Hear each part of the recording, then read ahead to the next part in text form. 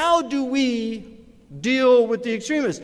The law enforcement has to deal with those who are violent, but not through entrapment and other things. We come from a system of law in the West that does not believe in preemptive law enforcement in the way that it has become imagined today. In fact, Eisenhower completely anathematized the idea of preemptive war, and he actually said that this is a Nazi idea.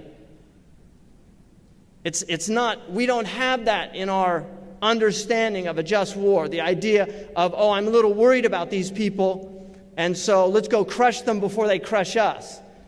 And we have, unfortunately, a best-selling author in the United States, New York Times bestseller, that argued for a preemptive nuclear strike on Muslims.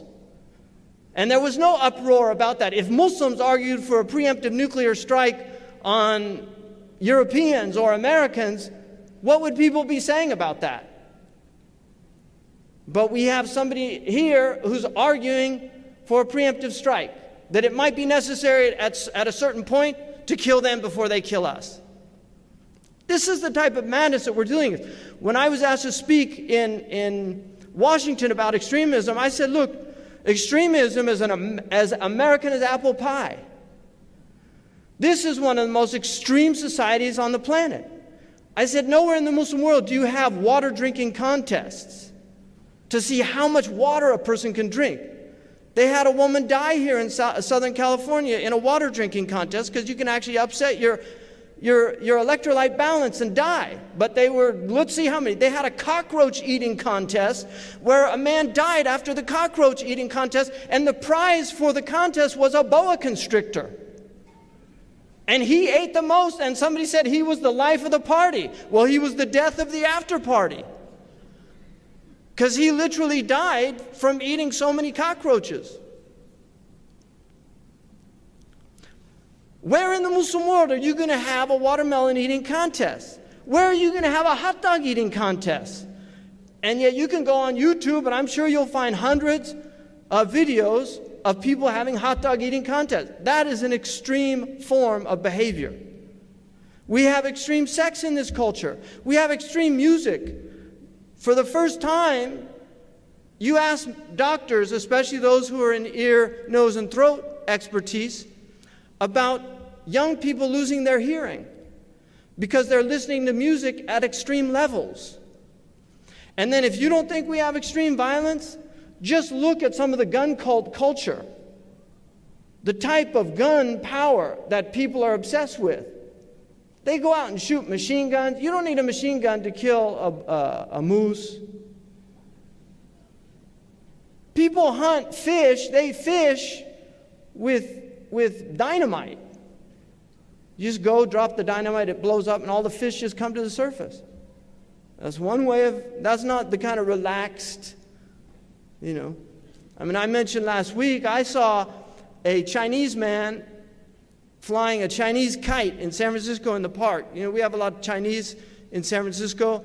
They go out and they do Tai Chi publicly, and he was flying his kite, and he was like he was doing Tai Chi. And I was just watching him, and then this man came from the indigenous culture, not the ancient indigenous culture, but the indigenous culture. It took me a while to work out because I would hear my Muslim immigrant friends say, oh, he was American. It took me a while to work out that meant white. That's like a code word for white. I didn't know that. I'd say, what do you mean? He said, you're American, you have citizenship. I mean white. That finally came out. So anyway, this guy was an American. He's got his supersonic kite that made a noise that literally you almost had to plug your ears. It was like a drone striker of kites. And he was flying this kite around, meow, meow, and making it. And there's the Chinese man just flying his kite like a Tai Chi master. And I was thinking, what a juxtaposition of two cultures. One that inculcates quietude and stillness and harmony, and the other that is obsessed with adrenaline rushes. And I know ER doctors that go skydiving on the weekend because nothing beats splitting open the sternum and doing a cardiac massage The only thing that'll even come close to adrenaline rush like that is skydiving on the weekend. Skydiving is an extreme sport. In fact, I would argue that anybody that skydives, if they're not in the military, is a stark raving lunatic. I would never jump out of a plane unless I absolutely had to. And you'd probably have to push me out, even if I had to. That is a crazy thing to do. Muslims respect life. They don't risk their lives unless they have to. Mauritanians think you're a lunatic to swim in the ocean. Mauritanians live on the ocean. They never go swimming. They think people that swim in the ocean are mad because they know what's in the ocean that you can't see, right? And in this country, when I was a kid, they had a film called Jaws. Nobody swam for months after that film because they realized what was in the ocean. So extremism is a human problem. But when you have extreme conditions, a certain type of extremism emerges. When you have the type of imbalance that we have in the world today, you cannot be surprised at violent responses to those incredible conditions that people are suffering under. And I would argue that the African American situation in this country led to the type of violent responses, even though, again, if you study COINTEL history, you'll know that a lot of this was entrapment also. But the militancy that emerged in the 1960s was a result of extreme conditions. And I heard Brzezinski, who was in Carter's administration, I heard him give us talk about dealing with Muslim extremism, and he said, if you do not deal with the genuine grievances, like the grievances of the African American community in the 1960s, if you don't deal with those grievances, then you cannot expect the type of violent response to stop. You have to look at what is being said. McChrystal, one of these generals who was in charge of the special forces in Iraq, said, we have to understand why they're fighting. We want to pretend like this false narrative that, oh, they just don't like us. They don't like our freedoms. Okay, well, why aren't they bombing Sweden? Sweden's a more open society than the United States. I mean, this mythology that has been created around these scenarios is just unacceptable. People deserve a better understanding of the problem. And if we don't give them a better understanding, they won't be able to address the real issues here, the real problems. The Palestinian problem has to be addressed. You're looking at over 60 years of madness in Palestine. 60 years. And even going back further into the 1920s, when you had the British Mandate and bringing in a lot of the Jewish immigration. And there were, if you go back and read that early period, it's a very interesting history. And I was surprised to know that one of the first Zionist questions, I read a book by a Zionist who argued that one of the first questions was that they would succeed or fail based on how they treated the Arabs. So the original settlers in Israel were concerned about that problem, but it just became a response that we see the results of it today. One of my Syrian friends said to me, why isn't anybody doing anything about Syria? And I said to him, well, welcome to the club. That's what the Palestinians have been saying for the last 70 years. This is the human condition. People are overwhelmed. But if you don't address the real problems, I'm talking about the root problems. If you look at what we have is an emergency, when we have things like Boston, and these are emergency situations.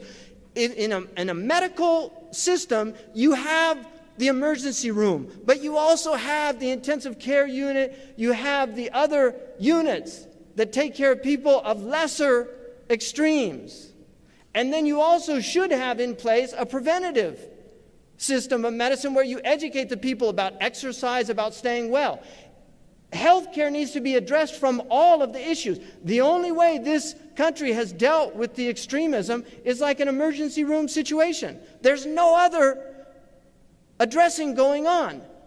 And this is a major crisis. Now, in the Muslim world, I would argue, again, And over 10 years ago, on a Hard Talk, I talked about the type of pressure that Muslims were under, and that it was a miracle that they hadn't blown up yet.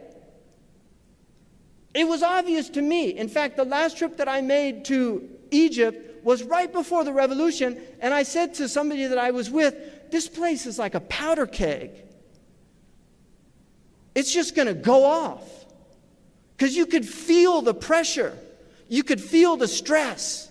People are living, and then, unfortunately, they don't make the connections that there was a direct relationship between the Wall Street collapse and what happened in the Arab world. Because as the real estate collapsed, suddenly everything goes into commodities. All of the basic food commodities shot up. Muslims suddenly, who were paying 20 to 30% of their salaries on food, were now paying 50 to 60%.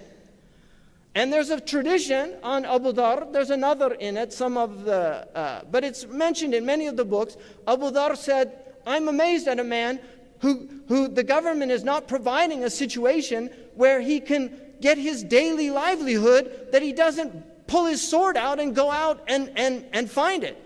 St. Thomas Aquinas, in the Catholic tradition, says that a man who's starving to death is not sinful if he breaks the window of the bakery and takes what he needs to eat.